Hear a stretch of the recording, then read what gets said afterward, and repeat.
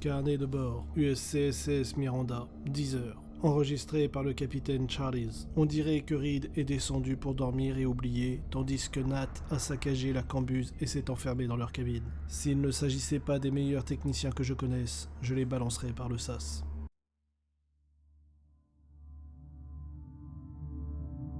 Bonjour à tous, ici Aznar et je suis ici pour vous aider à raconter une histoire. Aujourd'hui, nous continuons la préparation du kit de démarrage d'Alien, le jeu de rôle. Nous sommes toujours sur le livre de règles et nous sommes toujours dans l'étude de ce dernier. L'objectif est de voir ce que l'on peut en tirer. La deuxième partie du livre est consacrée aux personnages. C'est très important comme concept et cette partie va surtout être destinée aux victimes, mais également aux meneurs ou à la meneuse, afin de réfléchir à comment vont vivre les personnages. Premier point très important à noter, c'est le seul, à mon sens, point noir du kit de démarrage, mais c'est un point noir qui m'agace un peu, qui m'oblige à sortir mon imprimant, qui m'oblige à faire une petite recherche de 3 minutes sur internet, mais ça me gonfle quand même.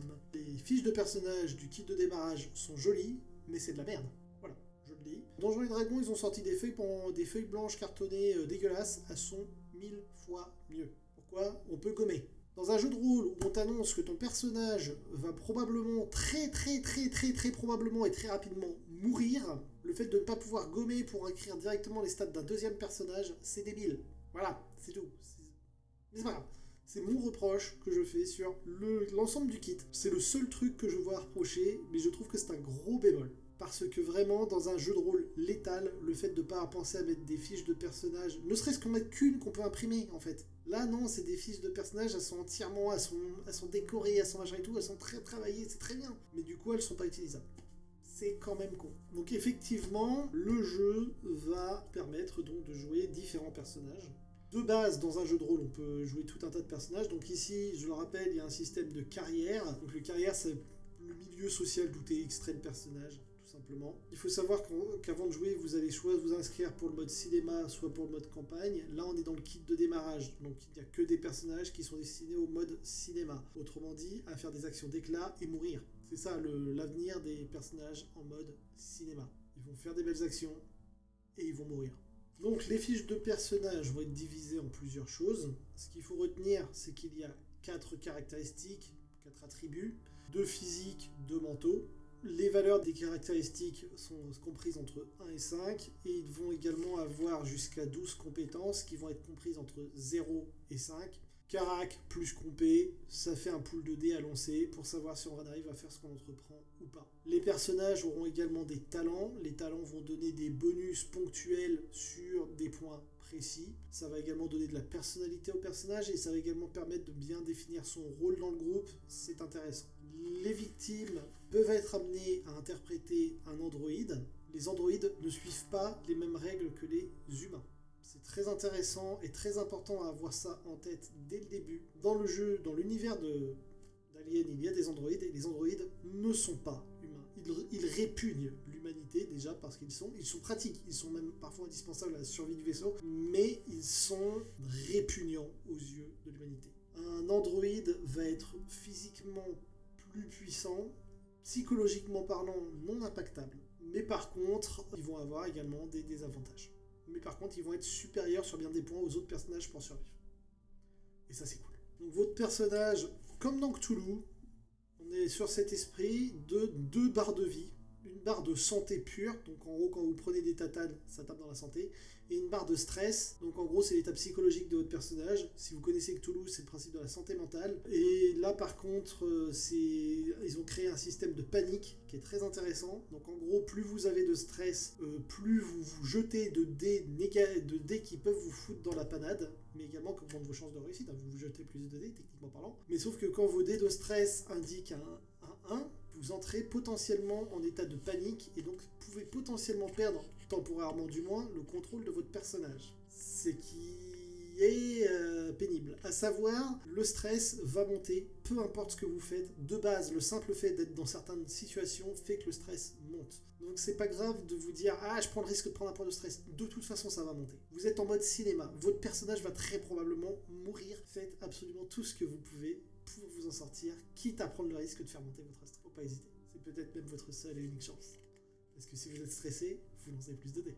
Donc, très important. Au-delà de l'aspect santé-survie des personnages, les personnages vont également avoir ce qui s'appelle des objectifs personnels. Ces objectifs sont secrets.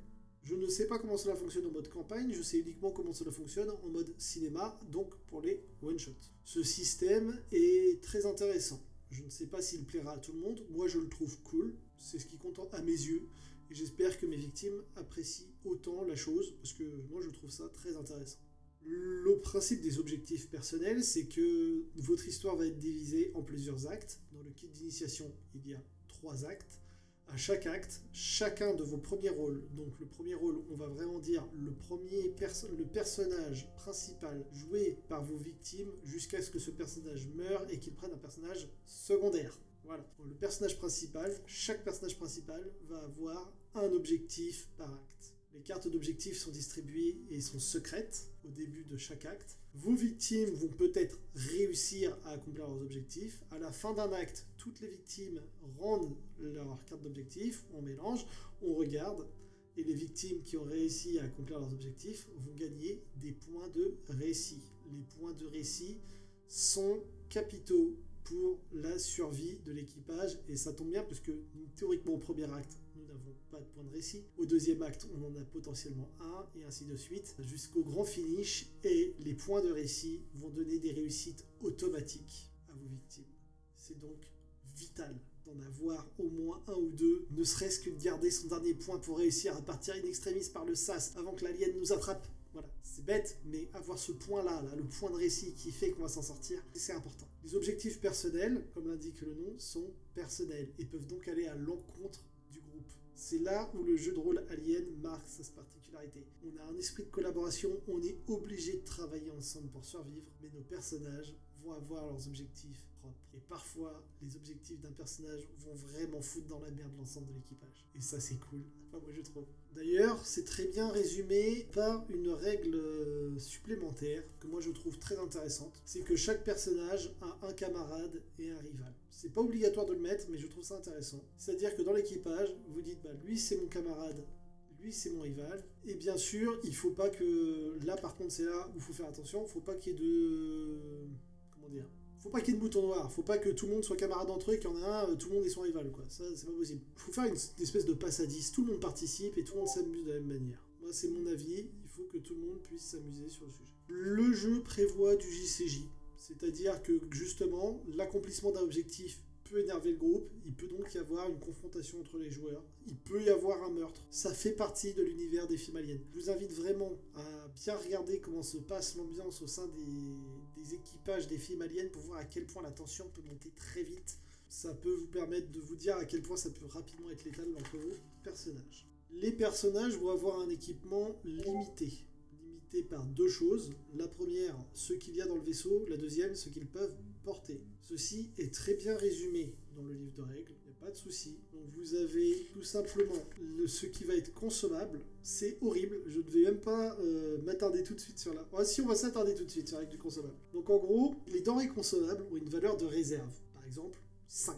À chaque fois que vous utilisez un objet qui a une valeur de réserve, vous lancez un nombre de dés de stress égal à sa réserve. À chaque fois que vous obtenez l'icône du facehugger, bah vous perdez un point de réserve. C'est à chaque fois que vous faites un 1. Donc ça fait qu'en fait, sur un malentendu, vous utilisez un objet une fois, plus de batterie. Dommage, c'était le détecteur de mouvement et il venait de détecter quelque chose dans la pièce juste à côté. Ah, c'est con. Ben voilà, c'est le risque en fait, c'est que vous avez des objets consommables qui sont réellement consommables et consommables à l'arbitraire par le dé. Je trouve ça génial. Et ces objets consommables peuvent être des objets du groupe. Hein. Ça peut être con comme ça, hein. Ça peut être dommage. Donc il y a l'encombrement. Donc en gros, il y a un système pour éviter de porter de manière trop lourde, trop d'équipement sur tout le monde. On est limité dans ce qu'on peut trimballer. C'est logique. Et il y a également la notion d'objet fétiche. Donc la notion d'objet fétiche est très importante. Donc en gros, c'est en général un petit truc qu'on a sur soi qui nous aide à nous recentrer. Et donc si on a un peu de temps et qu'on peut sortir son objet fétiche pour se rassurer, en gros, ça permet de diminuer son niveau de stress. C'est très important quand ça commence à vraiment monter, de sortir sa petite peluche et de se poser dans un coin. Il faut avoir donc un peu de temps pour utiliser l'objet fétiche. Hein. C'est pas juste je sors la photo, ça va mieux. C'est voilà, je prends du temps, j'essaie de me rappeler pourquoi je me bats, pourquoi tout ça, qu'est-ce que j'essaie de faire pour m'en sortir et tout. Et ça permet donc de faire retomber la barre. C'est plutôt pas mal. Donc voilà. Donc, sur les personnages, on va vraiment insister sur le fait qu'ils sont dans une situation difficile, qu'il n'y a strictement rien qui va les aider, qu'ils vont même se mettre des bâtons dans les roues entre eux. Ce que j'en pense, ça n'est pas idéal pour beaucoup de jeux, c'est parfait pour Alien. Ce système de jeu où tout est contre vous, y compris vos alliés, c'est l'esprit Alien. Ça ne collerait pas à plein d'autres systèmes. Mais pour Alien, c'est génial. Voilà. C'était tout, c'était Aznahar. La prochaine fois, nous verrons rapidement ce que donnent les compétences dans le jeu, quelles importances elles ont, comment on les utilise et à quel point il peut être difficile de s'en sortir. Si cette série de vidéos vous plaît, n'hésitez surtout pas à vous abonner afin de pouvoir voir la suite. Il y aura d'autres vidéos par la suite sur des kits d'initiation. Il y a tout un tas de contenu jeux de rôle sur cette chaîne. Si jamais cela vous intéresse, n'hésitez pas à venir y faire un tour, mettre un petit pouce en l'air et puis faire un petit commentaire, ça fait toujours plaisir. Vous pouvez également venir me retrouver directement sur ma chaîne Twitch, Aznahar, tout simplement. Je dois avoir le lien en description normalement. Pour blablater, n'hésitez pas à me parler jeu de rôle, même quand je fais pas du jeu de rôle. C'est un sujet qui m'intéresse toujours, peu importe les circonstances. Et il ne me reste plus qu'à vous souhaiter une excellente journée et à vous dire à bientôt.